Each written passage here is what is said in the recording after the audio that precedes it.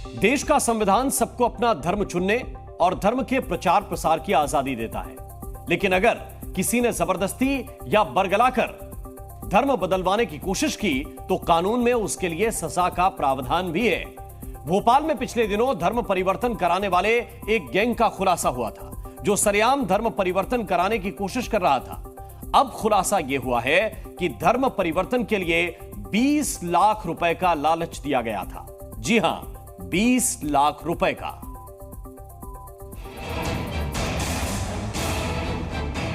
धर्म बदलने का रेट 20 लाख। 20 लाख लोग हिंदू से ईसाई बनो। क्या भोपाल में धर्मांतरण का बहुत बड़ा रैकेट चल रहा है?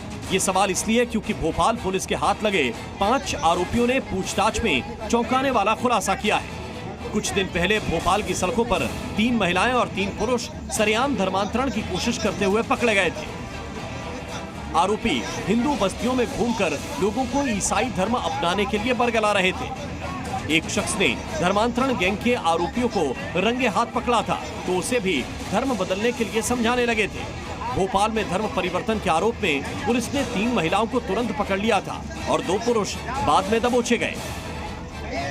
भोपाल पुलिस ने 5 ऐसे ईसाई धर्म के लोगों को गिरफ्तार किया है जो धर्मांतरण के लिए 20 लाख रुपए तक का लालच देते थे। खासतौर पर जो लोग गरीब तबके से आते हैं उन्हें ऐसे लालच देकर ईसाई धर्म में आने के लिए प्रेरित किया जाता था। यही नहीं, ये लोगों के ब्रेन वॉश के लिए साहित्य का इस्तेमाल भी करते थे जिसमें प्रभु यीशु के बारे में बताया जाता था।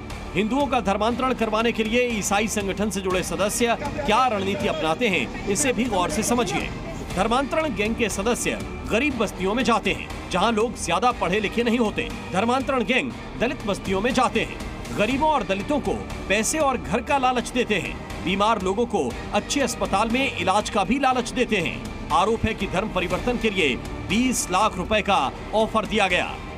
एक चर्च है जहाँ पर कि ये सारे लोग उसी चर्च से जुड़े हुए थे, तो वहाँ से अब ये उनका एलिगेशन था। हालांकि उनके पास में ऐसे कुछ पैसे तो हमको नहीं बरामद हुए थे ना, इसके पैसे उनके पास से प्रचार के समय मिले थे, सिर्फ दस्तावेज मिले थे और वहाँ से संस्था से ये सभी जुड़े हुए हैं, तो संस्था के विषय में भी जानकारी हम प्राप्त कर रहे हैं। सवाल ये भी उठता है कि आखिर चर्च से जुड़े धर्मांतरण के आरोपी 20 लाख रुपए की भारी भरकम रकम का लालच किस आधार पर दे रहे थे? क्या धर्मांतरण के लिए विदेश से फंडिंग हो रही थी?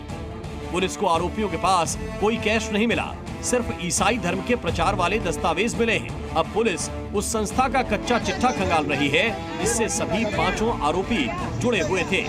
आकाशदीप, सी मीडिया, भोपाल। सी न्यूज़।